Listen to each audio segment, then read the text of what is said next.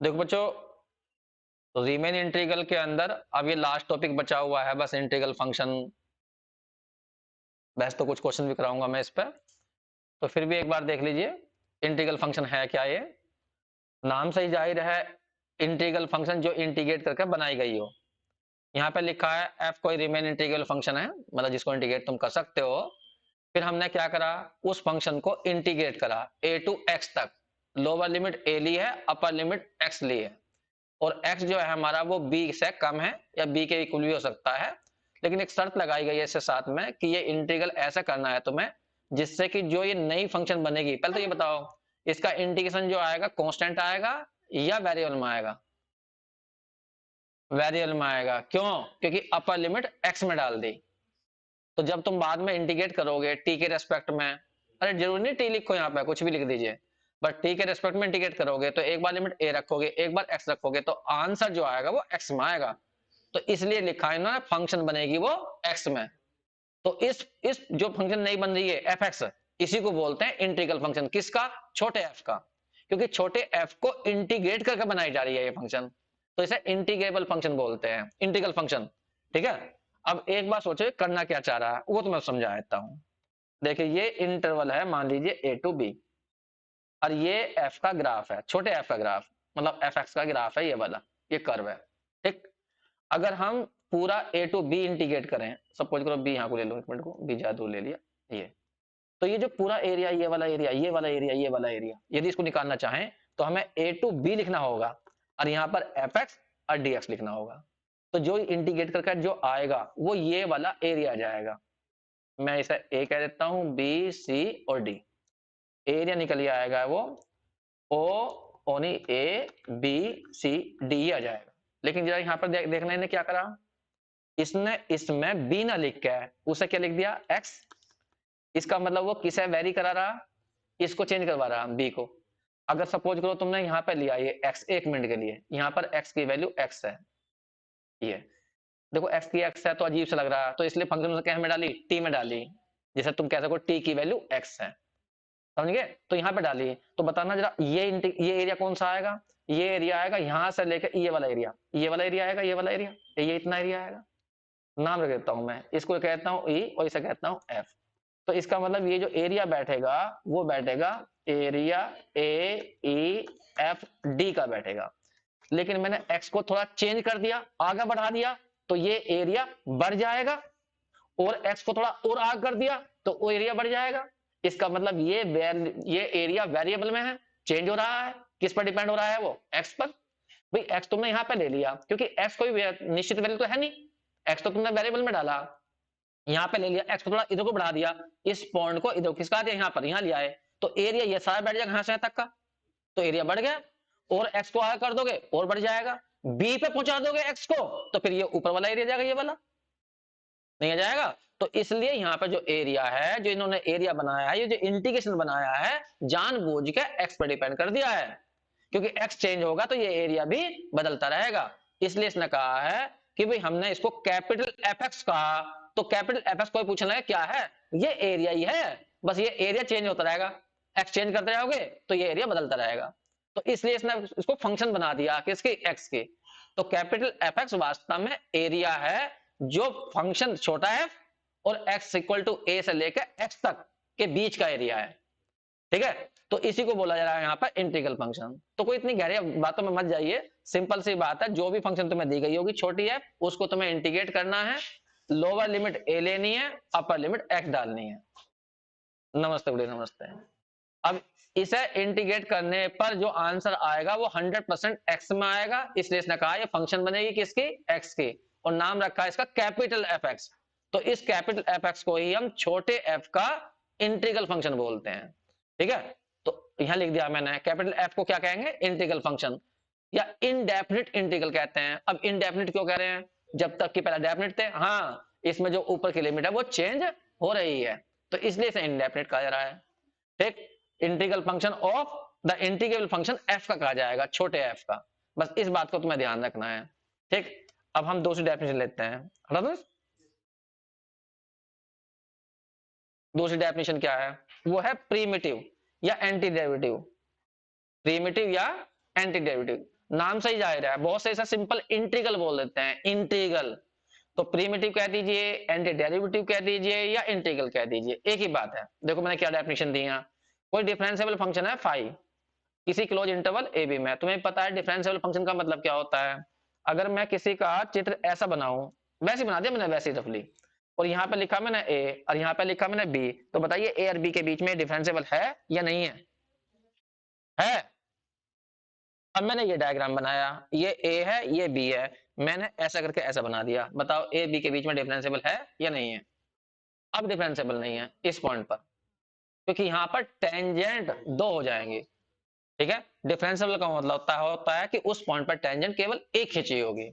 तो वो कह रहा है कि कोई फाई फंक्शन है और वो डिफरेंशिएबल है ए बी इंटरवल के बीच में, और मैंने उसको डिफरेंशिएट करा, फाइव एफ एक्स निकाला तो वो एफ एक्स आया। ठीक है, क्लोज इंटरवल ए बी में। तो अब क्या कह रहा है, वो इज कॉल्ड प्रीमिटिव या एंटी डेरिवेटिव ऑफ फाई, वो एफ। तो फाई को बोलते हैं प्रीमिटिव या एंटी डेरिवेटिव किसका?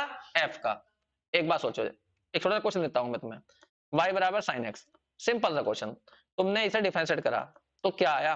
Cos x. तो कोस एक्स को पढ़ो, कोस एक्स क्या आया, ये आंसर जो आया वो क्या है? y का, इस फंक्शन का क्या है वो? y का डिफरेंशियल कोएफिशिएंट है। cos x क्या है, लिख देता हूं मैं, cos x क्या है? इज डिफरेंशियल कोएफिशिएंट है किसका?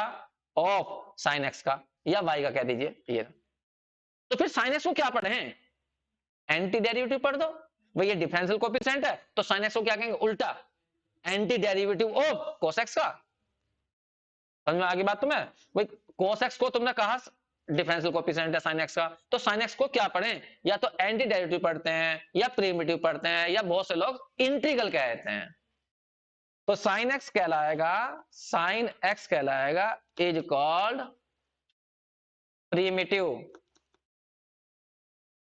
या एंटी डेरिवेटिव, एंटी डेरिवेटिव, या सिंपल बोल देना इंटीग्रल, इंटीग्रल ऑफ किसका? cos x का। बस यही यहां लिखा हमने कि फाई को डिफरेंशिएबल फंक्शन है और फाई को हमने डिफरेंशिएट करा तो एफ एक्स आया। तो एफ एक्स क्या आया? एफ एक्स डिफरेंशियल कोएफिशिएंट आया किसका? फाई का। तो फाई को क्या कहेंगे? एंटी डेरिवेटिव किसका? छोटे एफ का। ये तो लिखा है यहां पर, इसने कहा फाई को कहेंगे प्रीमिटिव या एंटी डेरिवेटिव किसका? छोटे एफ का, ऑफ एफ। नोट करिए इसे से। एक एग्जांपल की और बात करता हूं मैं। एक फंक्शन ले रहा हूं मैं फाइव एक्स अपने पास से, वैसे ही ये ले लिया मैंने एक्स स्क्वायर। तुमसे कोई कहता है इसे डिफरेंशिएट करो, तो तुम बड़े आराम से डिफरेंशिएट कर दोगे, तो कितना आ जाएगा? 2x। कोई पूछ लेगा 2x क्या कहलाएगा? फाइव का डिफरेंशियल कोएफिशिएंट, सही है। तो 5x को क्या कहेंगे 2x का? भाई ये बन गया, मान लीजिए ये fx था, 5x बराबर fx था, तुमने डिफरेंशिएट करा तो f, चलो छोड़ो इसको, f में संकेत देना मुश्किल हो जाएगा। तो यहां पर बोलने का तरीका बता रहा हूं, बस ये बोलने का कोई तरीका होता है। 2x क्या है? इज डिफरेंशियल कोएफिशिएंट है, डिफरेंशियल कोएफिशिएंट ऑफ 5x का, ये ठीक है। तो 5x को क्या कहेंगे? 2x का। तो 5x इज कॉल्ड, हाँ, इज कॉल्ड एंटी डेरिवेटिव कह दो, एंटी डेरिवेटिव, या प्रीमिटिव बोल दो या इंटीग्रल बोल दो, एंटी डेरिवेटिव ऑफ किसका? 2x का। अब इसी के सामने मैं दूसरे एग्जांपल दे रहा हूं। 5x बराबर है मान लीजिए एक्स स्क्वायर प्लस सी, सी यहाँ पर कांस्टेंट है।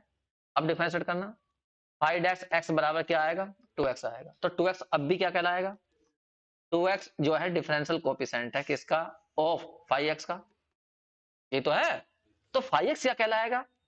5x is called anti derivative, called anti derivative,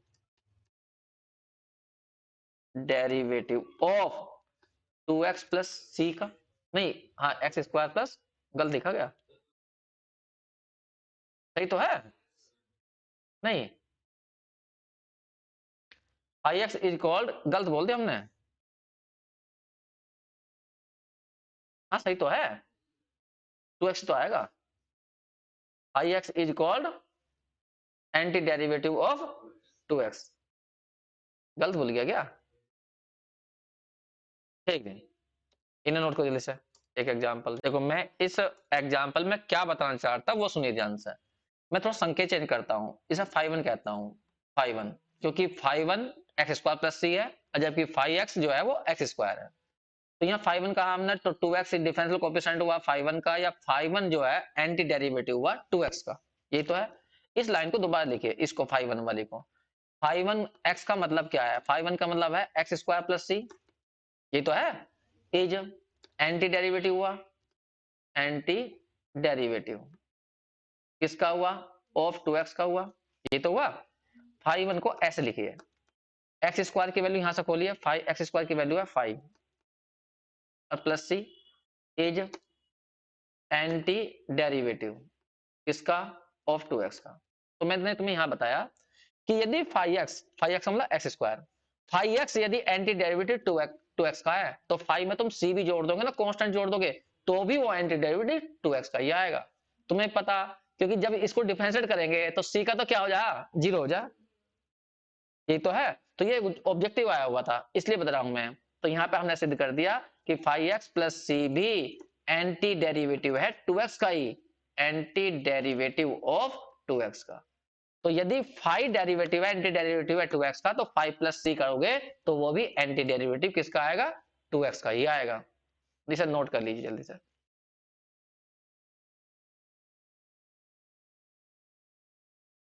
F कोई रिमेन इंटीग्रल फंक्शन है, हमने एक फंक्शन इस तरह डिफाइन करी।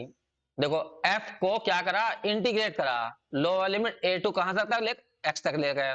तो हमें पता है कि जब इसे इंटीग्रेट करेंगे और टी की जगह अपर लिमिट एक्स भरेंगे तो आंसर 100% एक्स में आना है। इसी को कहते हैं इंटीग्रल फंक्शन। जब किसी फंक्शन को इंटीग्रेट करके नई फंक्शन बनाते हैं तो उसे कहा जाता है इंटीग्रल फंक्शन। तो कैपिटल एफ एक्स यहाँ इंटीग्रल फंक्शन कहलाएगा किसका, एफ का। तो यहाँ पे थ्योरम है कि जितनी भी तुम इंटीग्रल फंक्शन बनाते हो वो हमेशा कैसी होती हैं, कंटिन्यूअस होती हैं। तो ये याद रखनी है, प्रूफ नहीं करना है इसका। इसका स्टेटमेंट को इस तरह से भी लिखा जाता है, integral of integrable function, integral of integrable function हमेशा ही क्या होगा, कंटिन्यूअस। यहां देख लीजिए, ये जो छोटा एफ थी वो क्या थी, इंटीग्रेबल फंक्शन थी। तो इंटीग्रल किसका, इंटीग्रेबल फंक्शन का, इंटीग्रल ऑफ इंटीग्रल फंक्शन वो हमेशा ही एक कंटिन्यूअस फंक्शन आती है। तो ये स्टेटमेंट कभी कभी ऐसा भी लिखा हुआ होता है। तो ध्यान रखना, जो भी तुम इंटीग्रल फंक्शन बनाते हो वो हमेशा ही कंटिन्यूअस होती है, इसे नोट कर लीजिए, केवल प्रूफ नहीं कर रहे हम। देखो बच्चों, ये थ्योरम है हमारी fundamental theorem of integral calculus, बड़ी इंपॉर्टेंट थ्योरम मानी जाती है ये। अब प्रूफ नहीं कर रहे हम कुछ भी यहाँ पर। देखिए इसने क्या कहा, एफ कोई कंटिन्यूअस फंक्शन है on close interval A B पर, और तुम्हें पता होगा जब कोई कंटिन्यूअस फंक्शन होती है तो हमेशा रिमेन इंटीग्रेबल भी जरूर होती है। सिंपल सी बात है, जब वो कंटिन्यूअस होगी, चित्र बना हुआ होगा, उसका कहीं टूट नहीं रही, और तुम्हें ये एरिया निकालना, तो तुम निकाल नहीं सकते क्या, बोले निकल जाएगा एरिया, उसे तो बोलते हैं इंटीग्रल फंक्शन। तो मैंने लिखवाया था जितनी भी कंटिन्यूअस होती हैं, जितनी भी डिफरेंस वो होती हैं, सॉरी डिसकंटिन्यूअस भी होती हैं, वो भी सब क्या होती हैं, रिमेन इंटीग्रेबल होती हैं। तो एफ उसने कहा कंटिन्यूअस फंक्शन है, फाई कोई डिफरेंशिएबल फंक्शन है, तब उसने कहा फाई का यदि डिफरेंशिएट करें तो वो एफ एक्स आता है। तो वो कह रहा कि फिर एफ एक्स का यदि इंटीग्रेट करा जाएगा तो फाई एक्स आएगा, अब फिर लिमिट भर देंगे तो ये बैठेगा। ये तो हम खूब यूज करते हैं, इन्हें पता नहीं चला क्या कर रहा हूं मैं। हल्की सी बात कर रहा हूं मैं रफली। देखो ए टू बी और यहाँ पर एफ एक्स और डी एक्स, मैंने लेफ्ट हैंड साइड ले ली। अब उसने खुद क्या दिया, फाइव डैश एक्स बराबर किसके है, एफ एक्स के। मैंने यहाँ पर फाइव डैश एक्स लिख दिया। इसका मतलब हुआ हो क्या रहा है, यहाँ पर फाइव का यहाँ पर डिफरेंशिएशन हो रहा है, यही तो हो रहा है फाइव का। अब फिर तुम इंटीग्रेशन कर रहे हो तो सीधी सी बात है क्या बचेगा, अरे फाइव एक्स बचेगा। अब फिर तुम उसमें लिमिट भर दोगे एक्स की जगह ए टू बी, तो आंसर तुम्हारा क्या आ जाएगा, फाइव बी माइनस फाइव है। ये थ्योरम कह रही है। तो इसमें कोई बड़ा लॉजिक नहीं है भाई। जब तुमने फाइव एक्स बराबर क्या, फाइव एक्स किसके बराबर बताया, एफ सॉरी फाइव एक्स नहीं एफ एक्स बताया तुमने फाइव डैश एक्स के। तो इसका मतलब तुम यहाँ फाइव डैश एक्स लिख दो, और फाइव डैश का मतलब यहाँ पे क्या है, डिफरेंशिएशन, और फिर इसका मतलब क्या है, इंटीग्रेशन। तो इसका मतलब फाइव एक्स बचा होगा, लिमिट भर दो, आंसर आ गया। तो ऐसे सिंपल सा तुम नोट कर सकते हो, कर लो नोट, फिर भी तुम्हें याद रहेगा।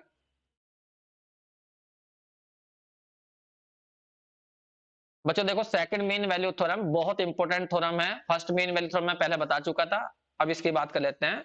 इसने कहा एफ और जी दोनों ही रिमेन इंटीग्रेबल हैं, लेकिन ध्यान रखना जी एक्स जो है वो पॉजिटिव है, पॉजिटिव है या नेगेटिव हो गई, मतलब या तो उसकी वैल्यू सारी सारी पॉजिटिव आएंगे या सारी कैसी होंगी, नेगेटिव होंगी। ऐसा नहीं हो सकता कि कुछ पॉइंट पर उसकी फंक्शन पॉजिटिव आ जाए, कुछ पॉइंट पर फंक्शन नेगेटिव हो जाए। मतलब समझिए उसका कहने का, जीएक्स या तो ऊपर चित्र बना होगा उसका ए टू बी, इसकी वैल्यू सारी सारी क्या आएंगे, पॉजिटिव आएंगे, या जीएक्स का ऐसा बना होगा नीचे की ओर, तो इसकी वैल्यू नेगेटिव आएंगे। ऐसा नहीं हो सकता जीएक्स इस टाइप की हो, ऐसे भी हो और ऐसे भी हो, इसकी कुछ वैल्यू तो पॉजिटिव चली जाए ऊपर की ओर और कुछ चली जाए नीचे की ओर, ऐसा नहीं होगा जीएक्स। तो जीएक्स की वैल्यू एक साइड में रहनी है, उसने ये कहा। फिर उसने कहा कि एक नंबर स्मॉल एम और कैपिटल एम के बीच में मिलेगा म्यू, ठीक है, सच दैट कि इस इंटीग्रल की वैल्यू और इस इंटीग्रल की वैल्यू सेम आएगी। तो म्यू नंबर तुम्हें ढूंढना होता है, और म्यू नंबर वो सुप्रीमम और इन्फीमम के बीच में आना चाहिए। अब ये सुप्रीमम इन्फीमम किसका है, एफ का है, जी का है, तो उसने नीचे लिख दिया जो सुप्रीम इन्फीमम है ये है एफ के। तो एफ का जो सुप्रीम इन्फीमम होगा उनके बीच में एक नंबर ढूंढ के दिखाना होता है तुम्हें म्यू, जो इस वाली इक्वेशन को सेटिस्फाई कर दे। एफ एक्स इंटू जी एक्स को इंटीग्रेट करो मल्टीप्लाई करके, और फिर केवल जी एक्स को इंटीग्रेट करो और उस नंबर की म्यू की मल्टीप्लाई करो, तो ये साइड दोनों सेम आनी चाहिए। तो वो नंबर ढूंढ के दिखाइए वो नंबर है क्या, ठीक है। तो मैं एक एग्जांपल लूंगा, उससे तुम्हें समझाऊंगा कि कहना क्या चाह रहा। फिलहाल तुम्हें नोट तो कर ली, अब देखिए मैं इसे एग्जाम्पल से करके दिखाता हूँ।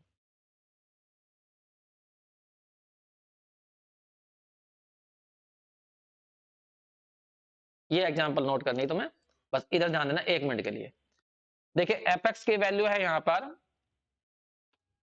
एफ एक्स की वैल्यू ली हमने, एक फंक्शन लिया अपने पास से एक्स, और दूसरी फंक्शन लिया जी एक्स बराबर ए की पावर माइनस एक्स, ठीक है, और इंटरवल लिया है मैंने -1 to 1। इसका मतलब ए की जो वैल्यू है वो हमारी -1 है और बी की वैल्यू है +1।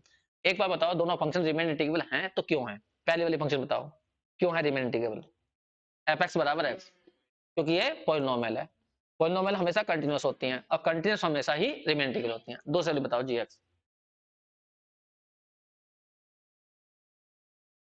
एक्सपोनेंशियल हमेशा कंटिन्यूअस होती हैं, कंटिन्यूअस है तो हाँ, और वैसे भी चाहो तो जी एक्स इक्वल लिख सकते हो तो 1/e की पावर एक्स, एक्स की वैल्यू इसमें बढ़ते जाओगे तो ये वैल्यू घटती जाएगी, क्योंकि e की पावर जो है जब बढ़ाओगे तुम तो ये वैल्यू बढ़ेगी, तो 1 कर रहे हो तुम तो घटती जाएगी, तो ये मोनोटोनिक डिक्रीजिंग पहुंच जाएगी। और मोनोटोनिक डिक्रीजिंग हमेशा ही, बताया था मैंने, जितनी भी मोनोटोनिक होती है वो भी हमेशा रिमेन इंटीग्रेबल होती है। तो हमने ये बताया कि देखिए एफ एक्स और जी एक्स ऐसी ली गई हैं जो रिमेन इंटीग्रेबल है। अब मुझे इसकी ये साइड चेक करनी है और ये साइड चेक करनी है, और देखना है कि म्यू की वैल्यू ऐसी क्या लूंगा जिससे कि इनकी मल्टीप्लाई करने पर, यहाँ की म्यू की मल्टीप्लाई करने पर दोनों साइड सेम आ जाएं और म्यू एफ के सुप्रीमम और इन्फीमम के अंदर ही रहे। पहले बता सकते हो उसका सुप्रीम क्या होगा, वैसे पूछ रहा हूं मैं, सुप्रीम बताना एफ का, मतलब capital M, supremum of F x, interval लेना है तो मैं -1 to 1, किस पर आएगी सबसे बड़ी वैल्यू 1 पर, कितनी आएगी 1, इन्फीमम निकालना -1 to 1 पर, किस पर आएगी -1 पर, कितनी आएगी -1। तो म्यू की वैल्यू तुम्हारी 1 और -1 के बीच जानी चाहिए। चलो जी सबसे पहले ये साइड निकालते हैं, ये side a to b f x g x d x, इसे सोल्व करना। ए की वैल्यू -1 to 1 है, एफ एक्स की वैल्यू x है, e की पावर -x है, dx है, इंटीग्रेट करो फर्स्ट और सेकंड से, पहला ऐसा कैसा ही सेकंड कंडीशन और माइनस आ जाएगा, फिर माइनस पहले का 1 हो जाएगा, दूसरे का e की पावर -x का माइनस e की पावर -x, फिर दोबारा कर दो तो e की पावर -x ही आएगा, ये बैठेगा ना। अब इसमें लिमिट भरो, पहले 1 भरो तो -1 e की पावर -1 और -e की पावर -1, ये तो होगी फर्स्ट लिमिट। सेकंड लिमिट भरोगे तो यहाँ +1 हो जाएगा और e की पावर 1 आ जाएगी, और यहाँ भी e की पावर 1 आ जाएगी, पीछे वाला 0 हो गया, कुल मिला के आ गया -2 e की पावर -1 या 2/e। तो ये हमारी लेफ्ट हैंड साइड आ गई। अब चेक करेंगे ये वाली साइड, ठीक है।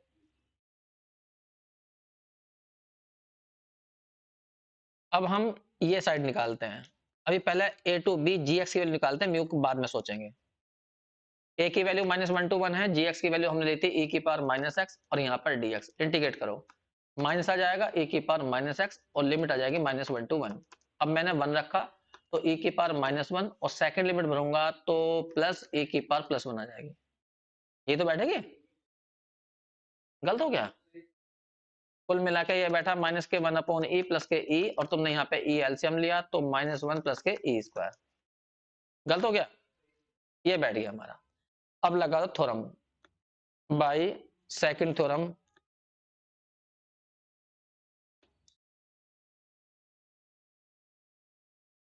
क्या थी, a to b second mean value theorem. A to b f x g x d x equal to mu into a to b g x d x. Value भरो। इस वाले की वैल्यू आई थी 2/e, यहाँ म्यू, इसकी value आई है e² -1/e। तो यहां से म्यू निकालो और म्यू की वैल्यू सुप्रीमो इन्फिम के बीच में जानी चाहिए, वरना ये थ्योरम गलत हो जाएगी। हाँ करो, ई से ई कैंसिल हो गया तो 2 इक्वल टू आ गया म्यू इंटू e² -1। तो म्यू की वैल्यू आ गई 2/e² -1। तुम्हें ये बताना है कि ये वैल्यू इसके अंदर है, तो बताओ कैसे जाएगी, क्या ये वैल्यू 1 से कम आएगी और -1 से बड़ी आएगी, तभी तो जाएगी इसके अंदर। तो तुम्हें ये बताना, e की वैल्यू हम सभी जानते हैं 2 और 3 के बीच होती है। अगर मैं स्क्वायर कर दूं इसका, तो इसका मतलब यहाँ 4 आ जाएगा, यहाँ e² आ जाएगा और यहाँ आ जाएगा तुम्हारा 5, वो 9 आ जाएगा। अब मुझे यहाँ -1 लाना, तो पूरे में से -1 कम करा हमने, मतलब सब्ट्रैक्ट कर दिया -1, तो यहाँ क्या बचेगा 3 और यहाँ आ जाएगा e² -1 और ये वैल्यू हो जाएगी 8। इसका मतलब ये वैल्यू 3 से ज्यादा है और 8 से कम है, ये तो वैल्यू है। तो जैसा हमें ये पता चल गया कि ये वैल्यू 3 से ज्यादा आएगी, तो ऊपर तो 2 ही है, तो इसका मतलब 1 से कम जाएगी वैल्यू। भाई जब तक किसी फ्रैक्शन के अंदर मान लो a/b है, ऊपर नीचे वाला बड़ा होता है ऊपर वाले से, तो ये वैल्यू 100% 1 से कम जाती है। तो जब ये 3 से बड़ा है तो 100% ऊपर वाले से तो ज्यादा ही है नीचे। तो इससे हमें चल गया पता कि भी यहाँ पे सामने मैंने रीजन दे दिया यहाँ पर, तो म्यू की वैल्यू 100% क्या आई, 2/e² -1 की वैल्यू 1 से कम जानी है। अब ये और बता दो कि ये वैल्यू -1 से बड़ी रहेगी, क्यों? देखो ये वैल्यू तुम 3 से बड़ी बता रहे हो, तो इसका मतलब ये वैल्यू नीचे वाली पॉजिटिव है, ऊपर वाली भी पॉजिटिव है, तो टोटल वैल्यू पॉजिटिव है, तो इसका मतलब ये वैल्यू 0 से बड़ी होगी। अब 0 से बड़ी होगी तो -1 से बड़ी होगी। इसका मतलब ये हो गया कि म्यू लाइज कर गया किसके अंदर, -1 to 1। तो इसका मतलब स्टोन ने सही कहा कि म्यू की वैल्यू सुप्रीमो और इन्फिम के बीच में आएगी। इस इंटरवल के बीच मिलना नहीं, सुप्रीमो और इन्फिम के बीच मिलना नहीं। और सुप्रीमो इन्फिम तुम्हारे क्या है, हाँ लिख दो, ये लिख दिया मैंने, यहाँ पे लिख देता हूँ। इसका मतलब म्यू की वैल्यू तुम ये भी कह सकते हो -1 से बड़ी होगी और 1 से छोटी होगी, या ये कह सकते हो और थोड़ा सा बढ़ाना चाहो तो इसे, यहाँ पर म्यू की वैल्यू सुप्रीमम तुम्हारा 1 था और इन्फीमम तुम्हारा कितना था, -1 था, तो इसके बीच में आ गई बस। इंटरवल मत लिखिए कभी, तुम इंटरवल ऊपर वाला समझो, नोट करिए जल्दी से सर।